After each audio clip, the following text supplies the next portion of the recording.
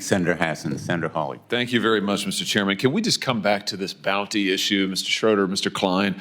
Because I have to say I didn't understand your answers. I thought you said to the chairman earlier that you did say in your opening statement that there was a lot of misinformation about this out there, Mr. Schroeder, and I thought you said, Mr. Klein, that you don't charge bounties. So can we just clear this up once and for all? We're all here, we're all under oath. So, Mr. Schroeder, let's start with you. Do you charge a bounty? Do you pay employees bounties on carry-on bags to identify them? Well, That's a yes or no. I wouldn't characterize it as a bounty. Do you charge them, do you pay your employees a fee? Do you incentivize them to go pick out bags from people getting on planes and kick them off the flight? Just yes or no? We charge them an incentive. Okay, that's a yes. Mr. Klein.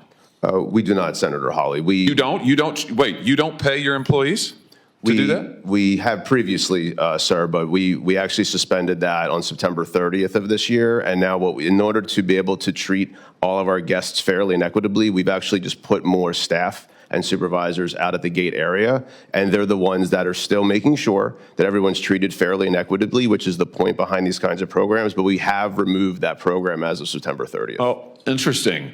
So let's come back to you, though, Mr. Schroeder. So how much have you paid your gate agents to enforce your carry-on bag policy, to pick people out of the line like the chairman's video showed? I mean, you guys do appreciate that flying on your airlines is a disaster, don't you? I'm slightly amazed by the general attitude of all of you here. Flying on your airlines is horrible. It's a terrible experience. I mean, I say this as a father of 3 young children. But I can't tell you, nobody enjoys flying on your airlines. It's a disaster. You charge people fees that they know nothing about. You harass them to death. I'll never forget, Mr. Johnson, during COVID when an attendant on your airline threatened my wife because our then 5-year-old son, his mask had slipped. This is back when we all had to wear those ridiculous masks. His mask had slipped below his nose. This flight attendant came up to my wife and said if she didn't keep that mask over his nose at all points on this 4-hour flight, she would personally see that my wife was banned from flying. This has happened over and over to families. It's terrible. It's absolutely terrible.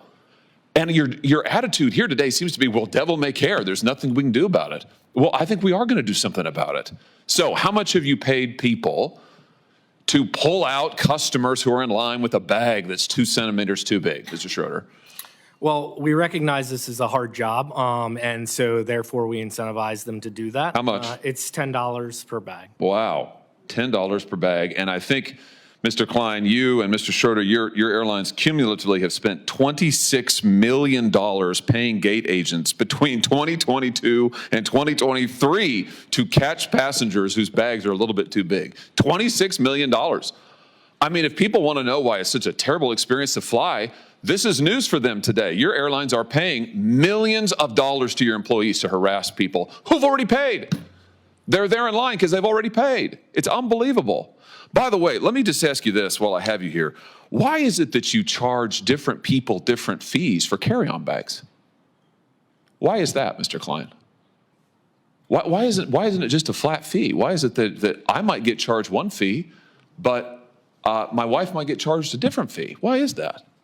So overall, our job is to generate the most revenue we can so we can be profitable as an airline. If we're not profitable, well, actually we have costs, and there's costs out there, and we have to make sure that we're above the cost line in order to make sure that we can run a profitable entity. Yeah, I got it. No, I got it. I got it. And money's the answer. So last year, your carry-on bag fees ranged between $15 and $99. That's extraordinary. One person might pay 15, somebody else might pay 99. How do you determine it? Is it based on personal characteristics? It's you charge never women more? It's never based on personal characteristics. You charge minors more? We do not, sir. What, just people who are suckers? I mean, how do you do it? Well, there is a cost to carry any kind of bag. Yeah, but why do you charge some people more? I understand the cost, and you make clear money's your bottom line. I get that, but why is it that you're charging some people what, triple, quadruple the amount? Well, the length of the flight should matter in this as well. So yeah, but that's not the data. The data shows is we're talking about the same people on the same flight might get charged radically different prices for a one carry-on bag. You do the same thing for check bags. Why is that? Right. So just for the record, the $99 charge has been reduced to $79 as a that's a lot maximum. better. And what ends up happening here is we want to make sure that we can get the best price to the best people at the right time. The best people? Who would they be? Sorry, let me rephrase. The right price. Are those the people who, what? I mean, no, explain it to me. I'm interested. Who are the best people? Well, that was the misstatement, sir.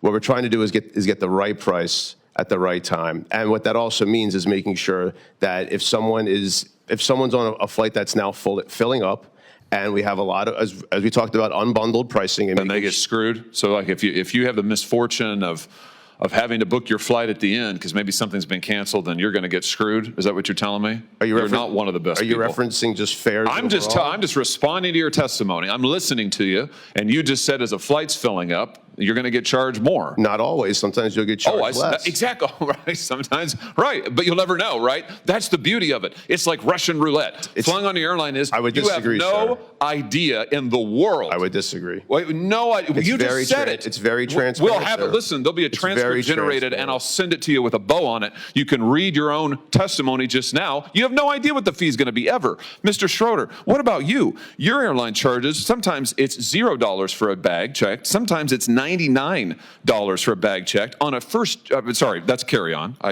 Carry-on. For checked bag, it could go from $0 to $138. Who knows what it's going to be? Why do you vary it so much? Is that fair to the consumer? So it depends again on routes, and so there's just demand around that. No, that's not true. We're talking about people on the same flights. Their prices may vary by huge astronomical percentages. Why is that? Well, that happens on airfare as well, and it does. And I want to talk about that next. I'll explain the model and how we think about things. So increasing ancillary historically has brought the fare down, and I brought up earlier that nearly 50% of people are not paying for a bag or a seat. We are providing options that people are deciding whether they want that or not. That is increasing the ability for people to travel listen, and travel my time is limited, and I know the chairman, Senator House, want to ask more questions. I just want to point out to you that you are charging people for the same thing, one checked bag or one carry-on bag on the same flight. People are paying wildly different prices for it. They have no idea what it's going to be. I think people will be amazed to learn today that if they fly on your airline or yours, Mr. Klein, heck, the guy next to him may be paying $15 for the carry-on bag, and they may be paying $80. Last thing, Mr. Chairman, I know you're indulging me. I'll be really quick on this, but Mr. Schroeder, you just mentioned that you also use this so-called dynamic pricing for seats, for seat fees. Why do you make people enter in their age and their geographic location and their gender before they can even see the cost of a seat? Why is that? That's been in place since 2014. Yeah, but why? It's because you're using those personal characteristics to generate the fees? No, absolutely. To generate the prices? Well, then why else do you require it? Mr. Klein, you do the same thing. Why is the gender relevant to what the seat is? This is all information that's needed in order to complete the transaction. No, it's not. Delta doesn't do it. United doesn't do it. You don't need somebody's gender in order to do it. You use it clearly. You're using it to generate the prices, right? We do not, sir. It's not based on personal characteristics? Not at all. You don't use algorithms to set the price of seats? That's a different question. So you do use an algorithm, and you do make them enter all their personal information. What's your definition of algorithm, sir? Oh, for heaven's sake. Well, because algorithms are ways for people to be able to come up with calculations, which is a faster way. It's more efficient than a human being doing the same exact work. So, I'm trying to answer your question, sir, in all sincerity, and I don't know how else to answer it. Thanks, Senator Hawley.